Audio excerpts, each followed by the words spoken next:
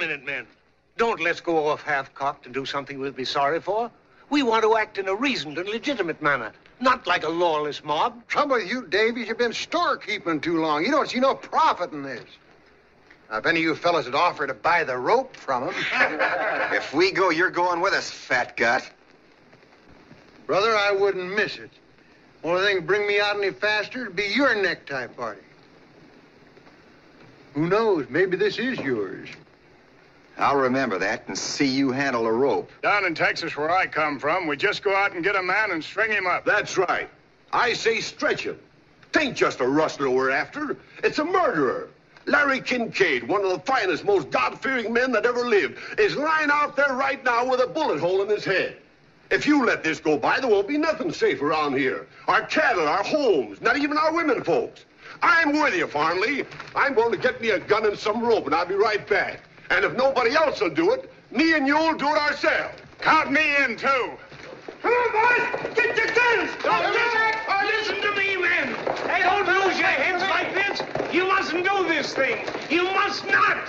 Shut up, Grandma. Nobody expects you to go. Don't take it so hard, Mr. Davies. You did all you could. Will you do me a favor, Carter? That depends. I'm sending Joyce here for the sheriff and Judge Tyler. I want you to go along and help explain. Well, you know how Hart and I stand here. We came in at a bad time. I've got to stay here and see if I can't stop them till they realize what they're doing. If I can make this thing regular, that's all I ask. Come on, let's go. Oh, wait a minute. Do you know Mapes? The one they call Butch? Yes. The sheriff's made him deputy for times he's out of town. And we don't want Mapes. Well, he said I was to be the executioner, so I come all fixed. Think I don't know my business, huh?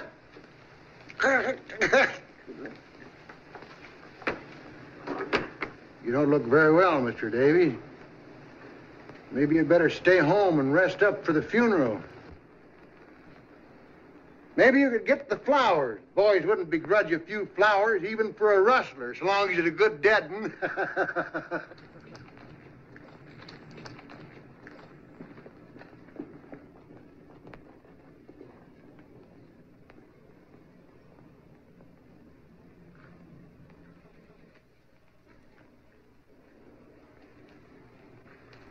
Get your hat and gun. I'm not going, Father. I don't wish any argument. Do as I say. Perhaps this will do what I've obviously failed to do. Make a man of you.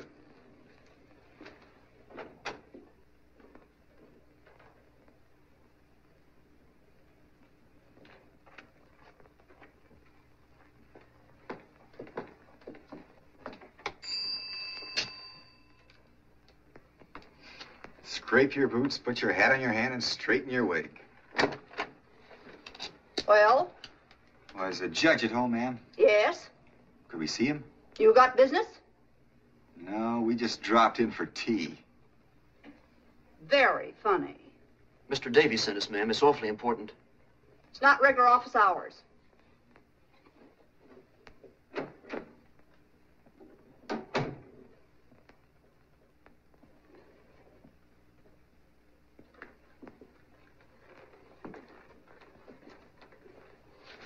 The judge's better half? His housekeeper. His wife's dead. Well, you can see why there are times when the judge don't seem to be able to make up his own mind. Come in. Come in. He says, come in.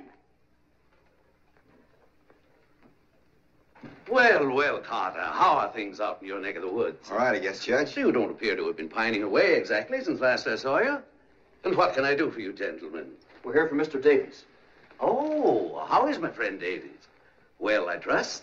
Yes, but could we see you alone for a minute, Judge? Oh, a matter of a private nature, eh? Yes, sir. Mr. Davies said particularly just you and Sheriff Risley. Risley ain't here. He deputized me. Where'd the sheriff go? Down to Kincaid's ranch early this morning. When'll he be back? He didn't say. A couple of days, maybe.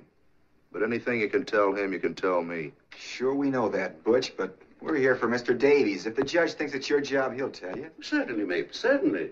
All right, but if it's a sheriff's job, call me, see? Naturally. Well, what can I do for you, gentlemen?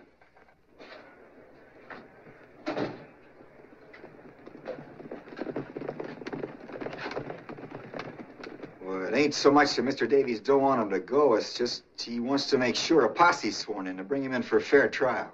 That's why I wanted you and the sheriff to hurry as quick as you can. Confound it, man. The sheriff's not here. Today, of all days. You can talk to him, Judge. They'll listen to you. No. That's not my job. I haven't any police authority. Where are you going, Mapes? There's a posse forming, Judge, in case you hadn't heard. That sheriff's work in it. Well, that's no posse. That's a lawless lynching mob. It'll be a posse when I get there. I'm going to deputize them all proper. But you can't do that. Risley's the only one empowered to deputize.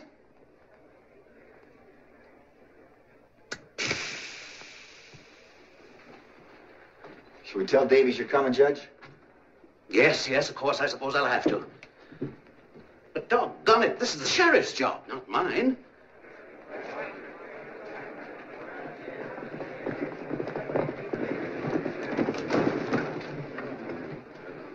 Coming around and go and get him myself.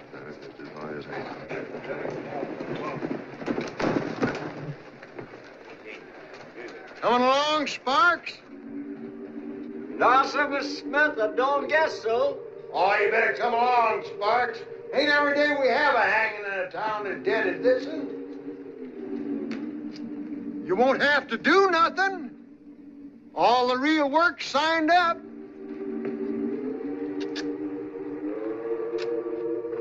I just thought we ought to have a reverend along, 'cause there's going to be some praying done.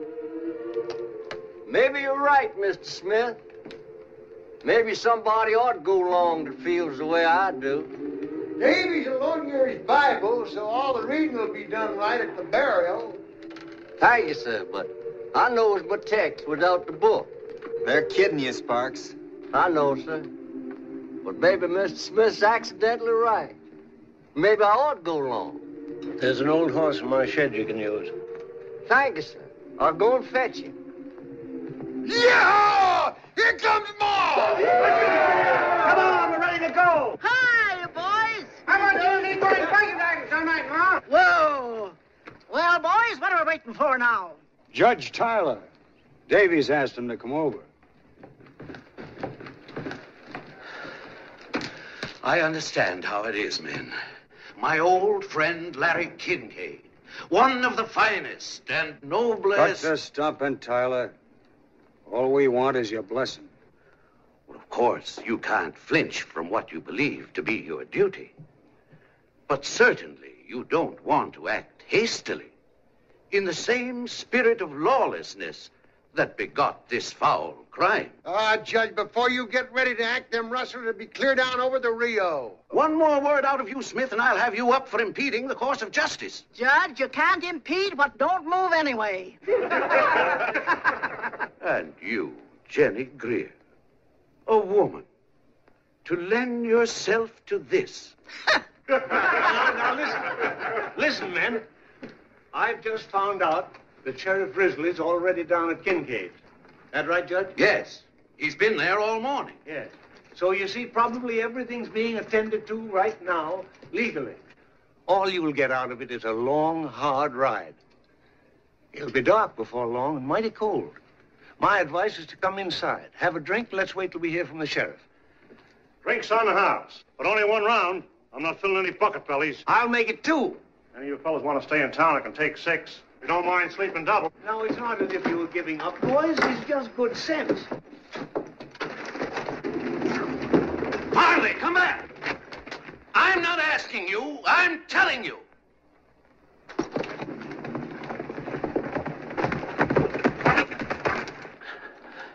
You don't have to worry, Jeff. This business is going to be taken care of. Yeah, I know who's going to take care of it. Me. I tell you now, whoever shot Larry Kincaid ain't coming back here for you to fuddle with your lawyer's tricks for 6 months. And then be let off because Davies or some other whining old woman claim he ain't bad at heart. Kincaid didn't have 6 months to decide if he wanted to die. Disbanding men? Davies has just about convinced us, Major Tetley. Of what, Mr. Davies? Why, I take it you were acting on the assumption the raiders left for the south drawer. Why, yes, of course. They didn't. They went east by Bridges Pass. That's through the mountains? Over the old stage road, Pike's Hole. That's 8,000 feet up. Approximately. They'd be crazy to go that way. Not so.